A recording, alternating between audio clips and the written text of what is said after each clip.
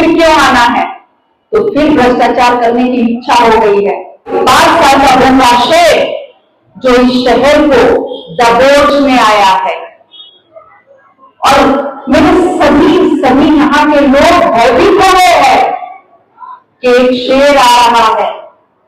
लेकिन आप चिंता न करें, शेर भूखा हो, खुंखार हो, कैसा भी हो, मां दुर्गा उस पर सवार होके रहती है। वंदे जय श्री राम, जय जय श्री राम। और मैं आपको वायदा दिलाती हूं, धर्म और सत्य का साथ दूंगी, न बटने दूंगी, न कटने दूंगी।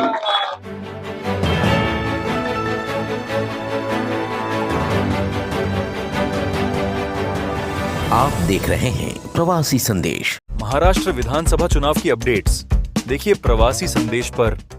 याद करती हूँ सावरकर जी को कि स्वातंत्र के लिए लड़ने वाले वो स्वातंत्र वीर, सभी संतों को, गांधी जी को जिन्होंने हमें स्वतंत्रता दिलाई, और सभी संत महात्मा को आज यहाँ से वंदन करती हूँ, और स्वामी नारायण मंदिर के प्रांगण में उस देव को वंदन करती हूँ जिसका इस गली में वास है। आप सभी को प्रणाम करती हूँ, आदरणीय मंच को भी प्रणाम करती हूँ। और एक बात आपसे जो कहने आई हूं कि आप लोगों के मन में अगर संभ्रम हो कि गीता जैन लड़ना छोड़ देगी, तो उस संभ्रम को निकाल दीजिए। जिसका सैन्य इतना बड़ा हो, जिसकी टिकट मेरी जनता हो, वो उम्मीदवार कैसे पीछे हट सकती है?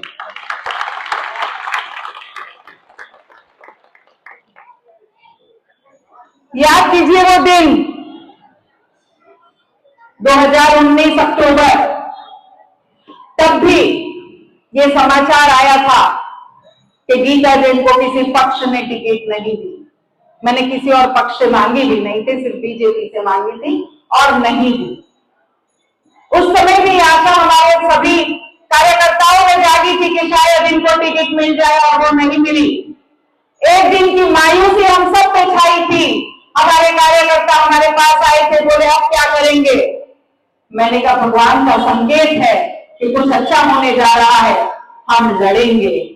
और हम लड़े, और लड़े तो ऐसे लड़े कि 2019 में आप सबने, मेरी प्यारी जनता ने मुझे चुन के 17,000 जैसे वोटों के अधिकारियों से मुझे वहां चुन के भेजा। छोटी बात नहीं है, ये छोटी बात नहीं है कि आप इतनी बड़ी लीड मुझे दे रहे हैं। और उसके बाद फिर आया 2024, और 2024 में निये फिर उसी डगर पर लाके खड़ा कर दिया। गए समय इतना नहीं था जितना अब की बार हुआ, क्योंकि अब की बार तो खुद वरिष्ठों ने सामने से बुला के ये वायदा किया था कि ये टिकट हम आपको देने जा रहे हैं। ये टिकट भले वो सच्चा वर्ड नहीं हो एडी फॉर्म के लिए, लेकिन आम जनता के लिए टिकट होती है, इसलिए मैं ये भाषा वापर रही हूं कि हम आपको देने जा रहे हैं। यानी जो आशा नहीं थी पहले तो उसे जगाई गई, और उसके बाद परिस्थितियों ने जो धोखा दिया, हमारे कार्यकर्ता फिर मायूस। फिर ये लगा कि अब शायद ये शेरनी थक के बैठ जाएगी, ये शेरनी हार के बैठ जाएगी। लेकिन आपकी ये शेरनी न कभी थकती है, न कभी हारती है, और न बैठती है, क्योंकि जनता है उनके साथ इतनी बड़ी टिकट, और कोई नेता को कोई क्या देगा? हो सकता है कुछ राक्षस ने मायावी जाल से ये सब छल कपट किया हो, लेकिन हम सबने मिलके उस छल कपट का जवाब देना है। उस छल कपट से की हुई रचा हुआ मायावी जाल हमें तोड़ना है।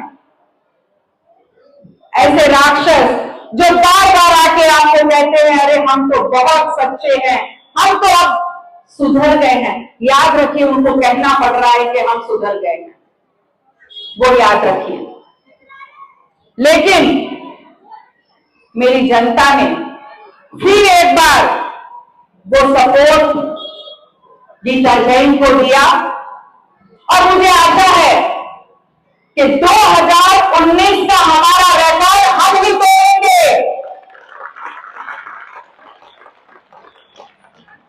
तो क्या आप तोड़ने के लिए तैयार हैं?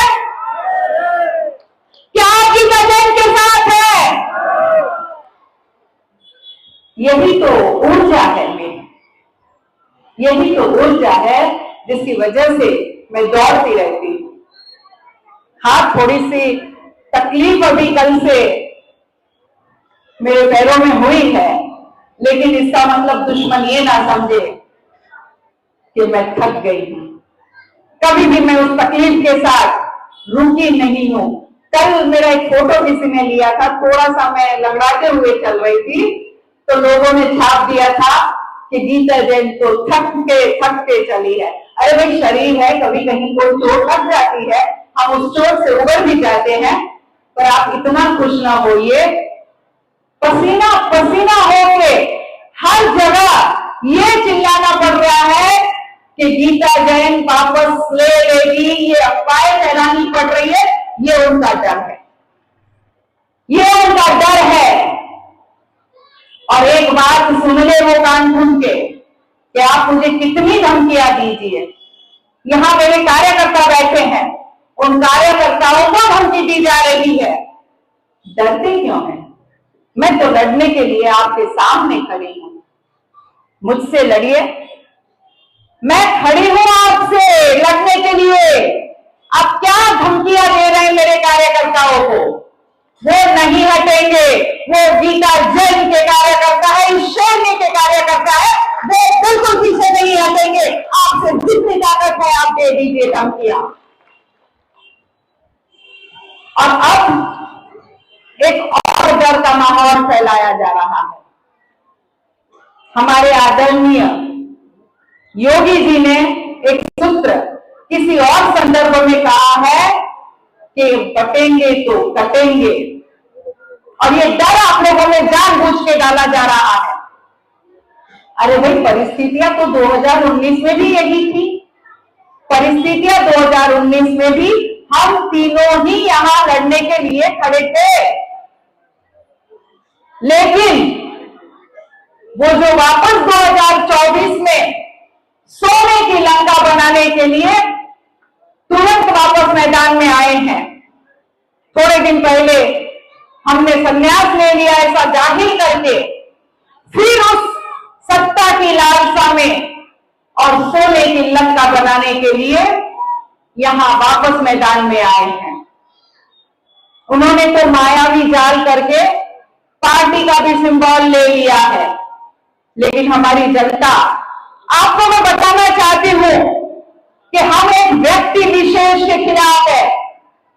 वो पार्टी जिसको बड़े शान से कहा जाता है भारतीय जनता पार्टी, वो पार्टी जो मोदी जी ने स्थापित, मोदी जी के पहले लोगों ने स्थापित की और मोदी जी उसे आगे लेके गए, वो पार्टी जिन्होंने सबसे बड़ी पार्टी होने का मान प्राप्त किया हो, अगर एक कुछ ऐसी परिस्थिति आ गई कि एक निर्णय अगर गलत ले लिया गया तो हम उस पार्टी को गाली नहीं देते, उस निर्णय को सुधार के भेजते हैं। जो 2019 में हमने किया वही निर्णय फिर हम लेंगे 2024 में। पार्टी को ये बता देंगे कि आपने निर्णय गलत लिया था, जनता सही है, जनता सही है, जनता निर्णय लेना चाहती है।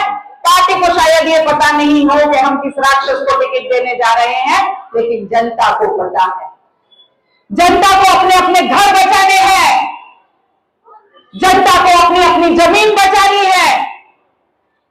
यहां के सभी खेडूतों को, सभी लोगों को अपना अपना जमीन बचा के, क्योंकि आपको मालूम है क्या कि जहां एक व्यक्ति पे कितनी एफआईआर है, क्या आप में से कोई बता सकते कितनी एफआईआर है?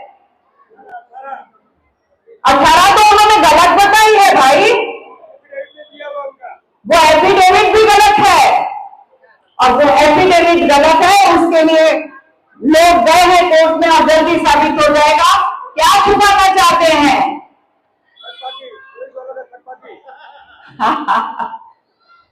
तो ऐसे व्यक्ति के, देखिए आप बहुत प्रबुद्ध जनता है, निर्णय आपको लेना है कि आपको इस शहर किसके हाथ में सौंपना है। उस व्यक्ति के हाथ में, अच्छा आप लोगों को पता है गुना कौन से हैं? हाँ बोलिए। अच्छा, अरे हमारी तो जनता बड़ी जागरूक है, आपका आवाज यहां तक नहीं पहुंच रहा है, लेकिन मैं समझ गई आपको क्या क्या पता है। तो ऐसे गुने वालों, यानी आपके बच्चे जब आपको ये पूछेंगे, जिनको अभी तक मतदान का अधिकार नहीं दिया गया, वो जब आपको पूछेंगे कि आपने किसके हाथों में दे दिया, तो आपको शर्मसार नहीं होना पड़े, वो निर्णय आपको लेना है। कहीं आपने गलत निर्णय ले लिया, कहीं आपने गलत निर्णय ले लिया, तो आपके बच्चों को आपको जवाब देना पड़ेगा कि एक भ्रष्टाचार, बलात्कार, क्या ये सब वापस हमारे शहर में लाने हैं? क्या ये बिल्डिंगें तोड़ के उधर भी उनके बोर्ड लगाने हैं? देखिए हम आपके, मैं पहले चलिए आपसे इस गली की अगर बात करूं तो जिस रोड पे आप बैठे हैं, सबसे पहले वो सीसी रोड किसने बनाया है? इस गली का कोई रोड तो बता दे। आप जानते हैं जिस रोड पे आप बैठे हैं उसे सीसी रोड गीता जैन ने बनाया है।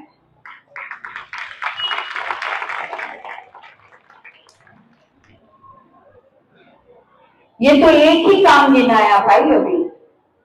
अब ये आपके यहां सब पुरानी बिल्डिंगें हैं, ये दो टावर को छोड़े तो आगे सब 30 साल पुरानी बिल्डिंगें हैं।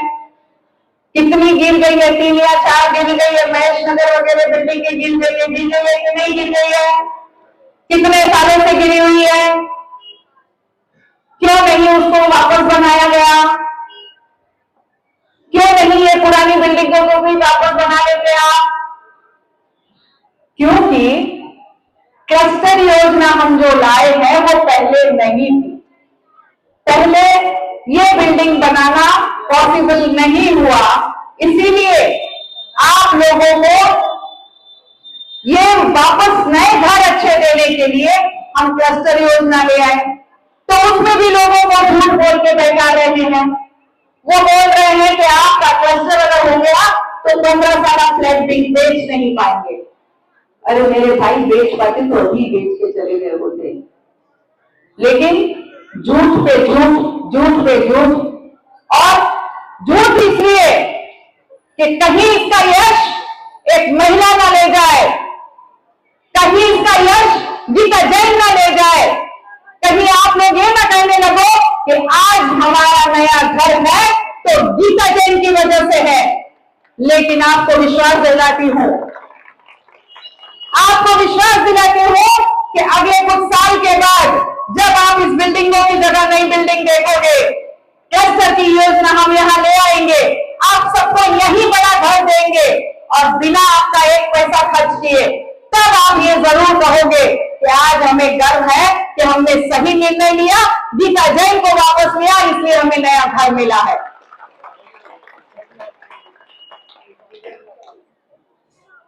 और ये सब किसके लिए झूठ?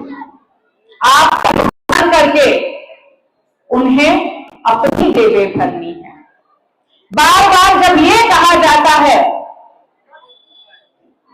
कि कुछ काम नहीं किया, तब हमारी जनता पलट के जवाब दे दे कि हमारी हिंदू शेरनी ने वो काम किया है।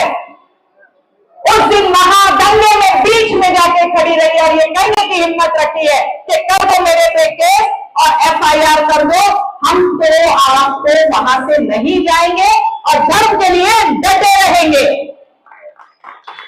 जब हम राजनीति में आते हैं तो हमें एक विचारधारा साथ में लेनी पड़ती है।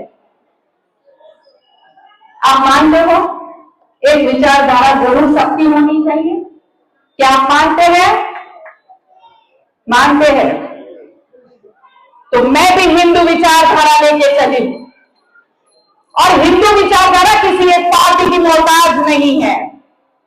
अगर पार्टी की मोहताज होती तो दूसरे लोग शायद हिंदू न कहलाते, एक अपक्ष वहां दंगे में खड़ी ना होती और हिंदुओं का साथ न देती। अमन शांति यात्रा निकालनी है भाई, अमन शांति यात्रा। किसके लिए? क्यों अमन शांति यात्रा निकालनी थी आपको? और क्यों आप इल्जाम लगा रहे हैं कि दंगे करवाए?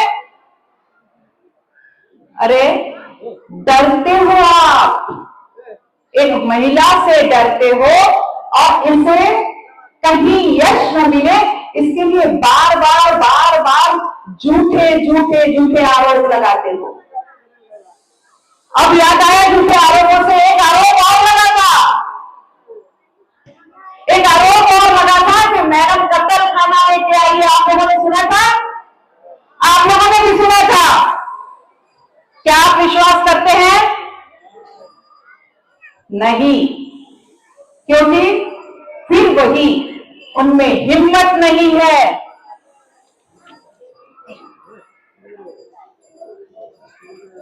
उनमें हिम्मत नहीं है।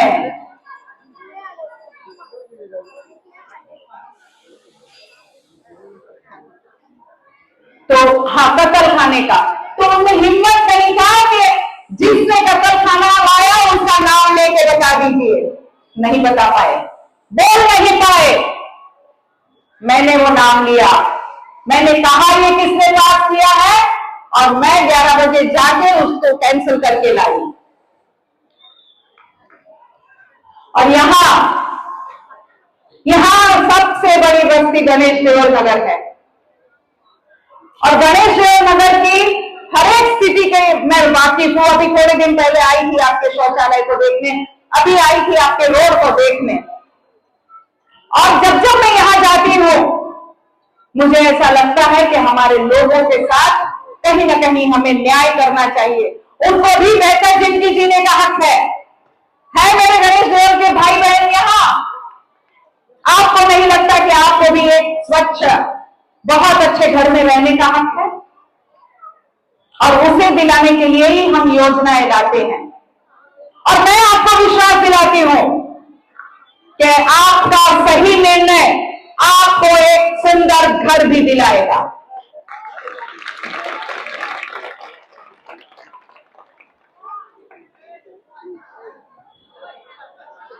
क्या आप तैयार हैं सही निर्णय लेने के लिए? बिल्कुल बिल्कुल। मैं एक बात और कहना चाहूंगी। जब मेरी कुंडली देखी गई तब ज्योतिष ने यह जरूर कहा कि आपका शुक्रकाल चल रहा है। अब मुझे बहुत ज्यादा उसमें मालूम नहीं पड़ा, तो मैंने उसका अर्थ पूछा कि अर्थ क्या है इस शुक्रकाल का। तो उन्होंने कहा कि जब नरकासुर उसका वध करना था तब 9 शक्तियों को इकट्ठी करके इस काल में नरकासुर को मारा गया था। बहुत सुंदर संयोग है, बहुत ही सुंदर संयोग है। अगर यहां के नरकासुर को मारना है तो एक शक्ति मेरी, बाकी की सब आपकी। चलिए हम आज उनका संहार करते हैं।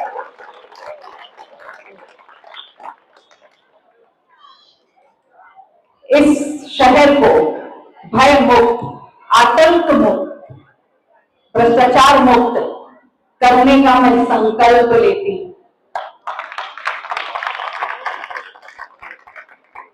लोग सिर्फ दिखाने के लिए संकल्प यात्रा निकालते हैं, ये संकल्प मैंने आज लिया है। बहुत बोलते हैं, बहुत आप लोगों को बहुत सारी चीजें बांटते हैं। अरे भाई, भ्रष्टाचार का पैसा जमा हुआ है तो लोगों में आप बांटते फिर रहे हो। जितना भ्रष्टाचार से आपने पैसा जमा किया है ना, वो सब बांट दो तो मैं मानूं। और मैं आपको विश्वास दिलाती हूं कि अब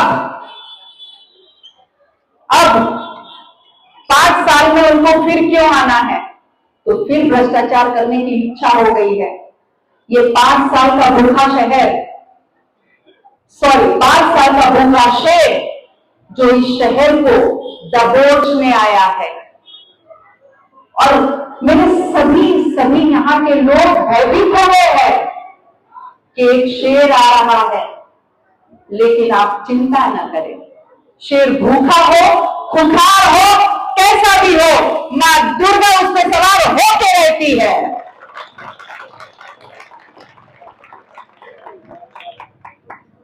तो मैं आपको विश्वास दिलाती हूं कि ये गीता जैन आपके सभी सपनों को पूरा करने का संकल्प लेती है। आपको यहां गणेश देव के मेरे भाई को अच्छे घर देने का संकल्प लेती है।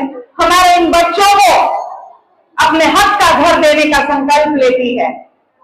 और बहुत जल्दी 24 घंटे पानी यानी 3 ही महीने में पानी देने का संकल्प लेती है। और बहुत बोलते थे, तौर हटाने का वचन दिया है, अभी तक हटाया नहीं। लो, वो भी पूरा कर लिया, हमने तौल भी हटा लिया। और गणेश देव के मेरे भाइयों, आपको बहुत चिंता रहती है कि आपके हक का एक भवन नहीं बना अभी तक। आपकी बेटियों की शादी के लिए या दूसरे सामाजिक कार्यक्रम के लिए आपको एक भवन की जरूरत थी। लोग गीता जैन ने यूपी भवन भी बना दिया। अब क्या बोलोगे?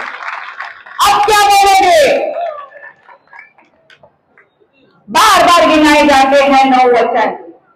लोग कर लिए मेरे 9 के 9 वचन पूरे, और आप गीता जैन आ रही है नए 9 वचन लेके।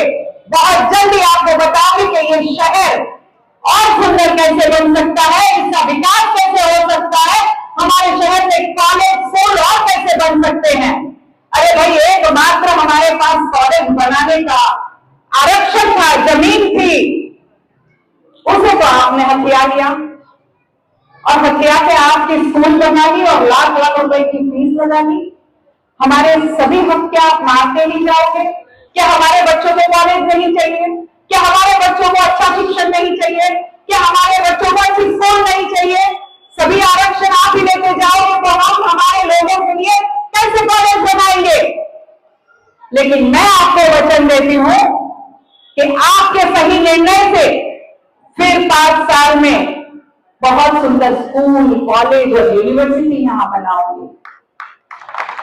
हमारे युवाओं के लिए रोजगार देने के लिए इंडस्ट्रियल जोन, ताकि ये बार बार जो इंडस्ट्री वाले डरते हैं ना, हमारा छपरा उड़ा देंगे और हर हफ्ते जो हफ्ता वसूली के लिए जाते हैं, वो सब का सब अब बंद हुआ है 5 साल से।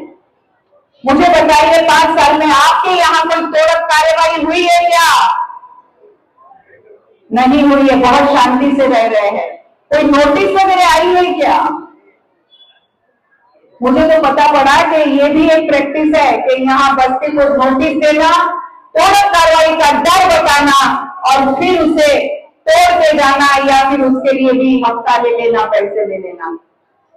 मैं आपको गर्व के साथ कह सकती हूँ कि ऐसी कोई कार्यवाही 5 साल नहीं आई है और आपके सही निर्णय से और सालों साल नहीं आएगी जब तक आपको आपका हक का घर नहीं मिले। तो भाइयों और बहनों, आपसे निवेदन करती हूं कि आपकी इस बहन को आपका साथ चाहिए, आपकी इस बहन को आपका आशीर्वाद चाहिए और एक सही निर्णय 20 तारीख को लेना है। और मैं आपको वायदा दिलाती हूं, धर्म और सत्य का साथ दूंगी, न बटने दूंगी न कटने दूंगी।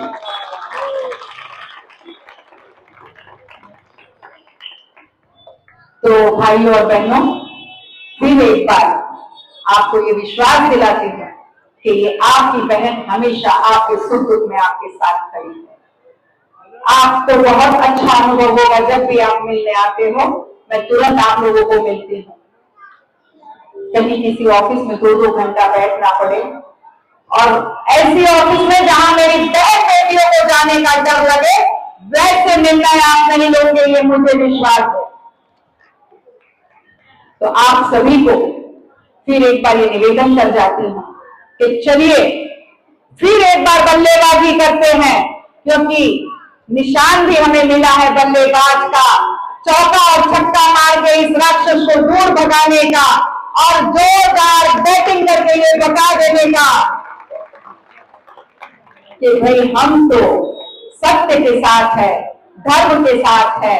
और मैं आपको विश्वास दिलाती हूं इस बल्लेबाज की इस निशानी को जब आप बटन दबाएंगे और जब हम मिलके बहुत जोरदार बल्लेबाजी करेंगे, तभी इस शहर में अमन और चैन आएगा और फिर एक बार आपका प्यार गीता जैन के साथ। फिर एक बार आप सभी को नमन करती हूं। आप सभी मेरे माताओं बहनों को और मेरे भाइयों को निवेदन करके जाती हूं कि आप सभी को निशानी याद रखनी है। क्या निशानी है बोलिए, जोर से बोलिए, क्या निशानी है? नंबर कौन सा है? अब तो 12 बज के ही रहेंगे, अब तो 12 बज के ही रहेंगे भाई। तो 12 बजाइए, 12 नंबर का बटन दबाइए, बल्लेबाज की निशानी पे बटन दबाइए और एक बार फिर गीता जैन को 5 साल के लिए आपकी सेवा में बढ़ाइए। आप सभी को बहुत बहुत नमन करती हूँ, वंदन करती हूँ। भारत माता की।